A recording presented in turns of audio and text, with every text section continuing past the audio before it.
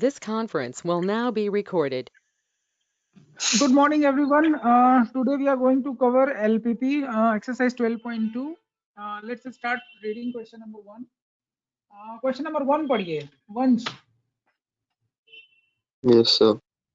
Preshma wishes to mix two types of food P and Q in such a way that the vitamin contents of the mixture contain at least 8 units of vitamin A and 11 units of vitamin B.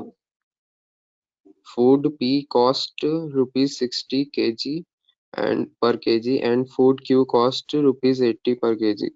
For food P contains 3 units per kg of vitamin A and 5 units per kg of vitamin B, while food Q contains 4 unit per kg of vitamin A and 2 unit per kg of vitamin B. Determine the minimum cost of the mixture. अब देखो ऐसे इसको पढ़ने बैठोगे तो आपको ये पूरा दिन भर आपको लग जाएगा. क्या समझते समझते आप बोर हो जाओगे. ठीक है, इसका की क्या है मैं आपको बता देता हूँ. की से अगर इस क्वेश्चन को पकड़ोगे तो बहुत आसानी से क्वेश्चन ट्रेस हो जाएगा, ज्यादा दिमाग नहीं लगाना पड़ेगा. यहाँ पे एक लाइन लिखा हुआ है डिटरमाइन मिनिमम कॉस्ट. इसमें क्या होता है, ऑब्जेक्टिव होते हैं और ऑब्जेक्टिव में आपको z को मिनिमाइज करना पड़ता है. तो यहाँ पे z जो है आपका मिनिमाइजेशन होगा और z जो है तो z को मिनिमाइज करना है. ठीक है, मिनिमाइजेशन ऑफ z होगा और यहाँ पे z जो है वो कॉस्ट का एक फंक्शन है, लीनियर फंक्शन है. लीनियर प्रोग्रामिंग प्रॉब्लम का मतलब होता है एक लीनियर फंक्शन होगा. ये मेन चीज है, ये जो फंक्शन है यही मेन चीज है. ठीक है, ये जो मैं फंक्शन अभी लिखने वाला हूँ z, वो कहाँ से लिखूंगा, वो कॉस्ट से लिखूंगा. तो कॉस्ट कहाँ पे दिख रहा है आपको, वंश कहीं पे लिखा है, किसी का प्राइस वाइज दिया हुआ है, determine the cost of the mixture लिख रहा है. तो मिक्सचर का भाई मिक्सचर का कॉस्ट लेना है का क्या मतलब है, सब P और Q का उसमें पी और क्यू है, उसी से मिक्सचर बना रहे हैं और क्या है लिख रहे हैं ना, कहीं पे लिखा होगा देखो, mix two types of food लिखा है. बस पी और क्यू को ले लेते, नहीं मालूम कितने पी लेने हैं कितने क्यू लेने हैं, तो पी को ले लेते हैं एक्स और क्यू को ले लेते हैं वाई. पैसा भी दिया है इसका, कितना रुपए भाव क्या है, कॉस्ट लिखा है ना 60x प्लस 80y. इसमें किसी को डाउट है क्या, बता दो, ये पहले वाले लाइन में ऑब्जेक्टिव में.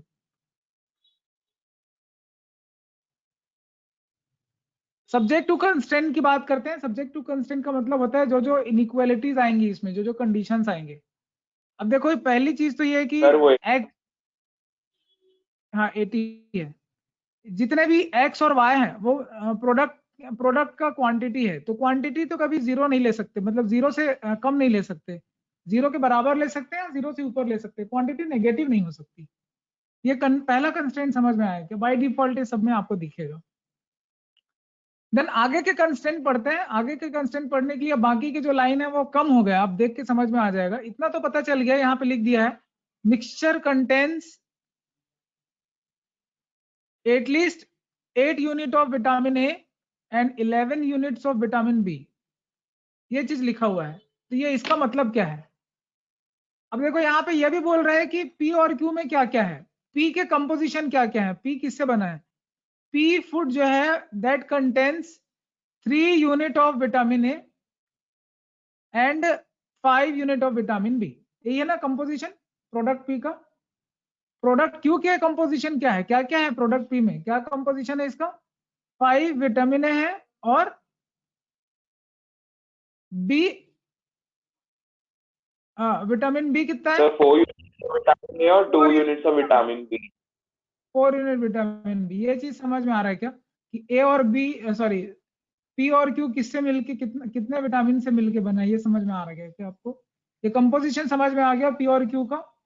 सर क्यू का सर 4A और 2B है, 4A 2B.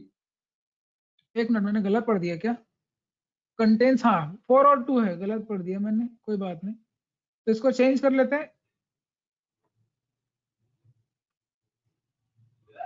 ये आपका विटामिन 2A है और प्लस साथ में कितना है ये 4B है, नहीं नहीं सॉरी 4A और 2B. अभी सही लिख रहा हूँ ना, यस कितना सर, बताइए, 4A है और 4A 2B. इसमें कोई डाउट तो नहीं, सही लिखा हूँ ना, अभी क्लियर है क्या चीज. अभी देखो ये हमने एज्यूम किया है कि P जो है उसकी क्वांटिटी X है और Q है जो उसकी क्वांटिटी Y है. Q की क्वांटिटी हमने Y लिया हुआ है, करेक्ट।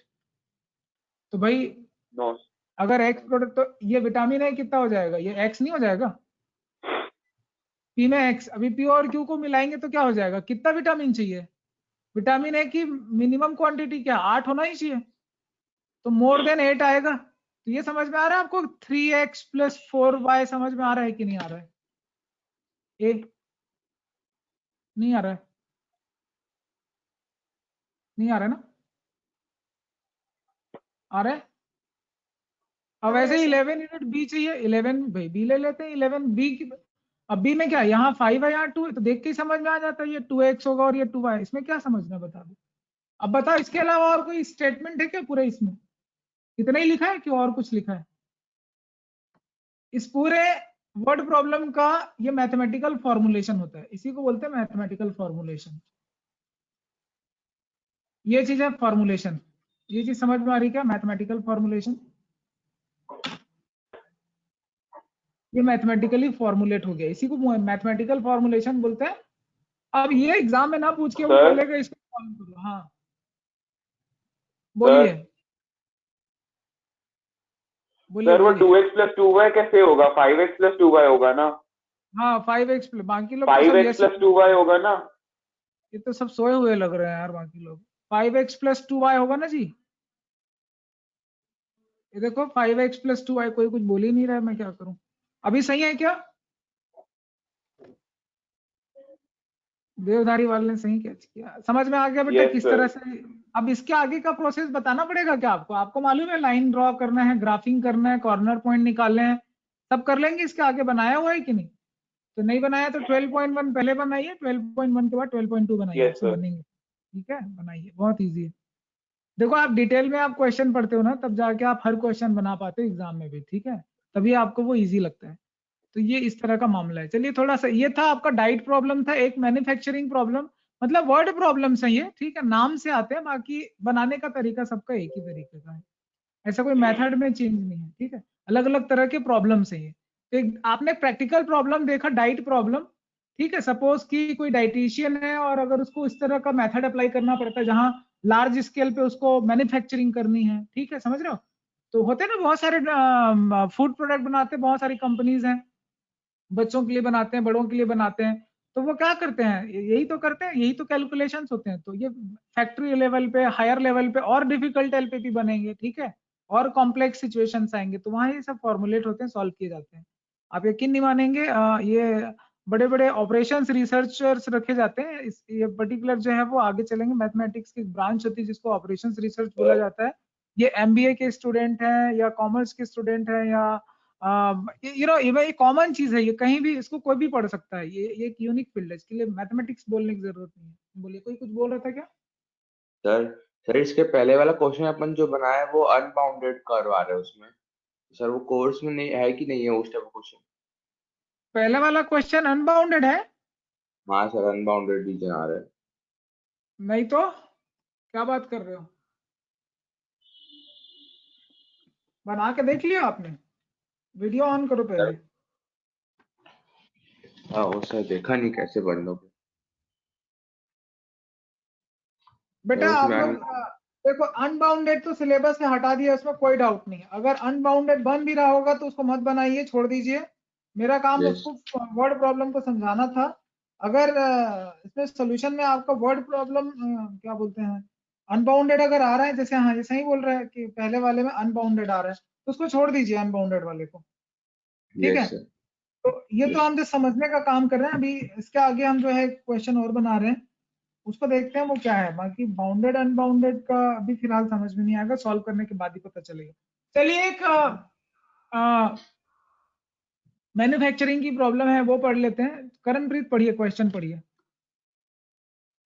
A पहला वाला manufacturer अनबाउंडेड मत बनाना है ना।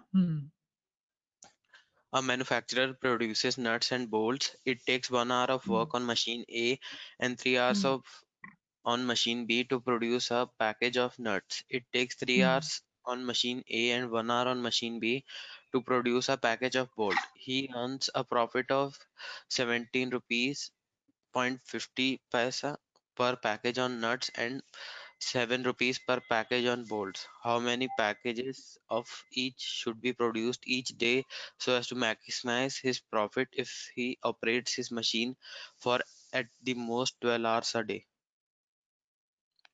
हाउ मेनी पैकेजेस बोल रहा है, तो क्या क्या बना रहे हैं? नट और बोल्ट के पैकेट ही हो सकते हैं, और क्या मैन्युफैक्चरिंग कर रहे हैं।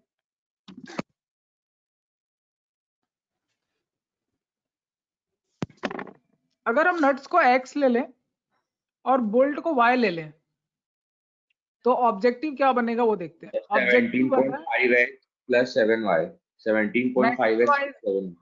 अब क्योंकि भाई वो प्रोडक्शन कर रहा है तो प्रोडक्शन में प्रॉफिट के लिए बनाना है ना। मैक्सिमाइजेशन किसको करना है? प्रॉफिट को मैक्सिमाइजेशन करना है। मैक्सिमाइजेशन से रिलेटेड कोई सेंटेंस लिखा है क्या कहीं पे? 1 आवर मशीन को लग रहा है, ये नहीं है, ये लाइन भी नहीं है, ये लाइन भी नहीं है। ही अर्न्स, ये देखो यहां से मिल गया, ये देखो मिल गया ना। तो पहले क्या पकड़ना है? ऑब्जेक्टिव पकड़ना है। ऑब्जेक्टिव पकड़ में आ गया, उसके पीछे पीछे बाकी चीज आते आएगा। अब ये देखो दूसरी चीज मिल गई हमको। हाँ, तरीका समझ में आ रहा है? प्रोसेस फॉलो करो, समझ में आ जाएगा। तो यहाँ पे देखो Z को मैक्सिमाइज करना है और इसको कितना का मुनाफा हो रहा है? 17.35 में, मेरे ख्याल से 35 होना चाहिए। 35/2 इतना रुपए इसको मिल रहा है। किसमें?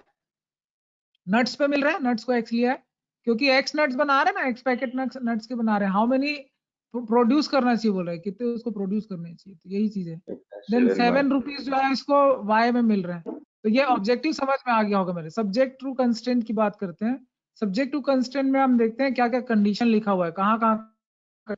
तो यहाँ पे लिखा भी होगा, जहां पे लिखा रहता है ना at least, at most, more than that, less than that, वहीं से कंडीशन पकड़ में आता है।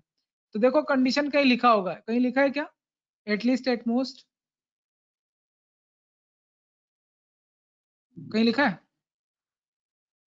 Yes, कहाँ sir। लिखा है? Yes, Last line. line में क्या लिखा है? If He he operates operates machine for at least at most 12 hours a 12 day. hours a day। दोनों ही मशीन है। मशीन कितने हैं आपके पास? 2 मशीन है। 2 machine। 2 मशीन। अब यहाँ पे देखो नट बनाना है, ठीक है। नट बनाने के लिए आपको क्या क्या चाहिए? नट बनाने के लिए आपको चाहिए 1 आवर मशीन ए में चाहिए, 3 आवर मशीन बी में चाहिए। बोल्ट बनाने के लिए क्या क्या चाहिए? बोल्ट बनाने के लिए मशीन ए का 3 आवर्स चाहिए और बी के लिए 1 आवर चाहिए। तो जो इन्फॉर्मेशन था वो लिख दिया मैंने। अभी देखो टोटल अवेलेबिलिटी दोनों की 12-12 घंटे है। तो नट बनाने के लिए अभी नट एक्स बना रहे हैं और इसको वाई बना रहे हैं। तो ए की कंस्टेंट क्या है? ए मशीन कितने देर के लिए अवेलेबल है? ए मशीन जो है वो 12 आवर्स के लिए अवेलेबल है। तो ए मशीन कैसे काम कर रहा है? Sir x plus X 3y 1 आवर बोला ना। एक्स मतलब एक पैकेट को बनाने के लिए 1 आवर लग रहा है, तो एक्स पैकेट को बनाने के लिए एक्स आवर्स लगेंगे ए को, और वैसे ही 3y आवर्स लगेंगे बोल्ट बनाने के लिए। बट एट मोस्ट 12 आवर्स मतलब 12 घंटे से ज्यादा मशीन चलेगी नहीं। ए के लिए कंडीशन less लगाएंगे। than equal to ये समझ में आ रहा है क्या? ए की कंडीशन। वैसे बी की कंडीशन क्या हो जाएगी? बी की कंडीशन हो जाएगी, देख के समझ में आ रहा होगा आपको कि सर एक ही 3x less plus than y more than 12। ये समझ में आ रहा है? अब यहाँ पे x और y जो है नॉन नेगेटिव कंस्टेंट है। नॉन नेगेटिव के कंस्टेंट का मतलब होता है ऐसी चीज जो नेगेटिव नहीं हो सकती। नॉन नेगेटिव जैसे प्रोडक्शन है, नट और बोल्ट का प्रोडक्शन नेगेटिव में कैसे होगा? या तो नहीं करेगा प्रोडक्शन या तो पॉजिटिव होगा। ये चीज समझ में आ रही है क्या आप लोगों को? सर कंस्ट्रेंट में सर लेस देन 12 होगा ना। कंस्ट्रेंट में लेस ये देन जो मैंने 12 अभी होगा। फॉर्मुलेट करके दिखाया है एलपीपी, ये समझ में आ रहा है क्या? बताइए, या नहीं आ रहा है समझ में? सर लेस देन 12 होगा कंस्ट्रेंट में, लेस देन 12 होगा। बोलेंगे कुछ, रिस्पॉन्ड करिए। sir inequality opposite। Am I not audible? Hello. So you are audible। Yes sir, you are You are audible। not audible। कहाँ चला गया सबका आवाज? अच्छा समझ में आ गया होगा तो हाथ हिला दो यार। ठीक है। बाल नोचने नहीं बोला यार। ठीक है, बहुत बढ़िया। और कहाँ है?